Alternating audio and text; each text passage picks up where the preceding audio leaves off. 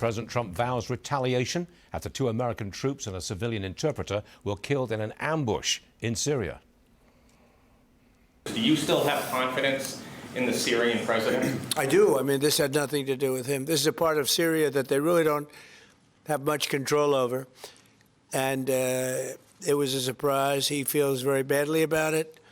He's working on it. He's a strong man. And no, this had nothing to do with the Syrian government. This had to do with ISIS. What will the U.S. response be? As a response, they'll be hit hard. Senate Armed Services Committee member Kevin Cramer joins me now. Mr. Senator, I know there's a limit to what you can tell us about what you're hearing about this, but would you say that our response is likely to be kinetic, that is, the use of sharp-edged military power?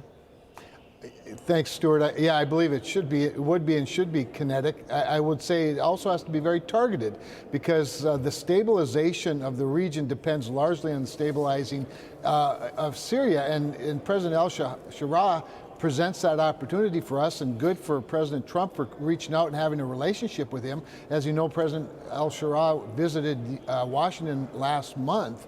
And so as we look at Syria, I think we're clearly going to want to get the enemy. We clearly want to get the Islamic State, but we want to do that without other collateral damage. So, yeah, I think it should be kinetic and it should be very targeted. It seems to me that President Trump is cleaning up the mess left by President Biden.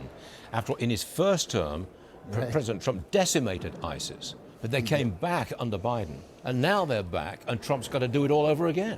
Well, that's true. That's a fact. But in this case, we have a friend in Damascus, which I think helps a lot, obviously.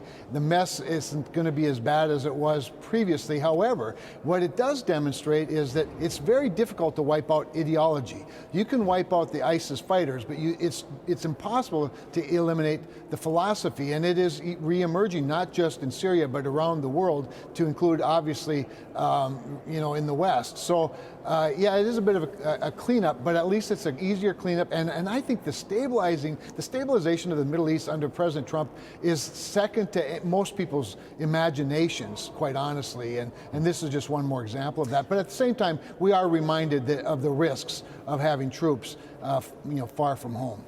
President Trump says a deal to end the war in Ukraine could be on the horizon. Listen to this.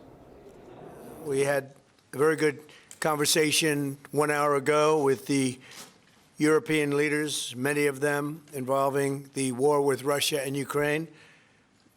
We had a long discussion, and things are seemingly going well, but we've been saying that for a long time.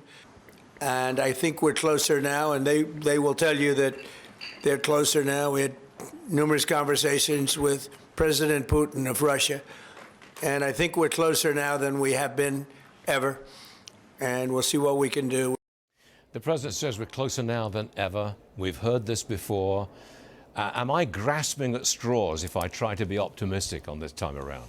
Well, I guess your hesitancy is okay, but at the same time, Stuart, I think there's every reason to be cautiously optimistic. And I think the tone that the president strikes right in that clip you just played speaks exactly to that. Let's face it, at the end of the day, it's up to the people and the leadership of Ukraine as to whether or not they're willing to give up some territory, what the conditions are. I'm very encouraged by the ongoing support of Ukraine, and in fact, probably late today or sometime tomorrow, the Senate will pass, the House passed National Defense Authorization Act, which authorizes continued support for Ukraine, $400 million in fiscal year 26, $400 million in fiscal year 27. Also requires the Secretary of War to continue intelligence, surveillance, reconnaissance on behalf of Ukraine or for Ukraine. So we've got, I think the president has all the leverage, and he's putting the pressure where it belongs, and that's on Vladimir Putin. We'll see if Putin, is compelled to agree to something. We shall see. Doesn't seem like he's compelled to do anything, does it? Senator Not Kramer, much. Thanks for joining us, sir. Always appreciate it.